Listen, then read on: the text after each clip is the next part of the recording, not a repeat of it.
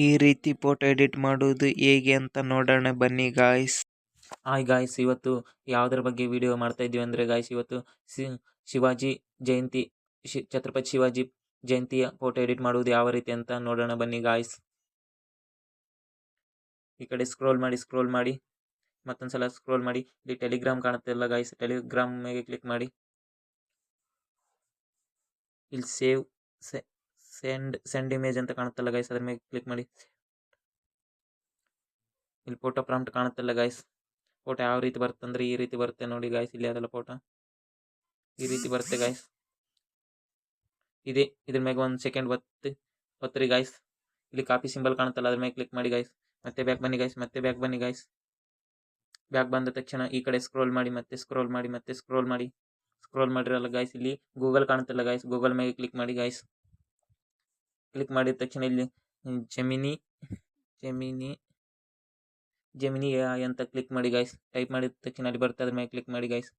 ಇಲ್ಲಿ Google gemini ಅಂತ ಕಾಣುತ್ತಲ್ಲ guys, ಅದ್ರ ಮೇಲೆ ಕ್ಲಿಕ್ ಮಾಡಿ. ಕ್ಲಿಕ್ ಮಾಡಿದ ತಕ್ಷಣ ನೀವು ಫಸ್ಟ್ ಏನು ಮಾಡಬೇಕಪ್ಪ ಅಂದರೆ, ನೀವು ಮೊದಲು ಲಾಗಿನ್ ಆಗಬೇಕು. ನಾನು ಲಾಗಿನ್ ಆಗಿದ್ದೀನಿ, ತೋರಿಸ್ತೀನಿ ನೋಡೋಣ ಬನ್ನಿ ಗಾಯ್ಸ್. ನಾನು ಲಾಗಿನ್ ಆಗಿರೋದು, ಈಗ ನಾನು ಈ ರೀತಿ ಲಾಗಿನ್ ಆಗಿದ್ದೀನಿ ಗಾಯ್ಸ್. ಇಲ್ಲಿ ಪ್ಲಸ್ ಸೈಕಲ್ ಮೇಲೆ ಕ್ಲಿಕ್ ಮಾಡಿ.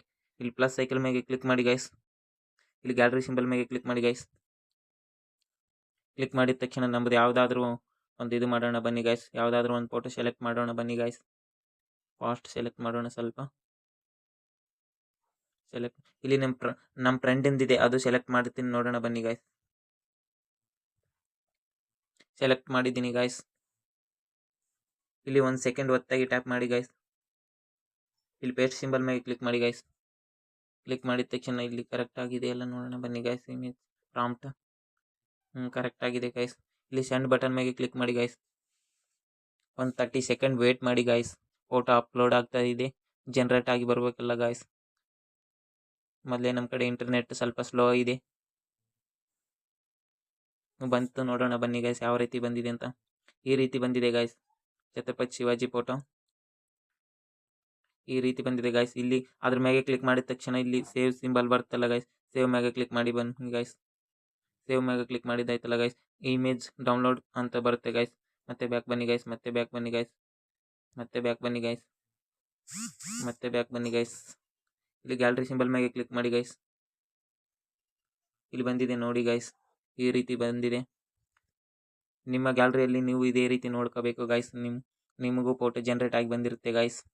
ಇದೇ ಥರ ಫೋಟೋ ಜನರೇಟ್ ಮಾಡೋದು ಗಾಯ್ಸ್.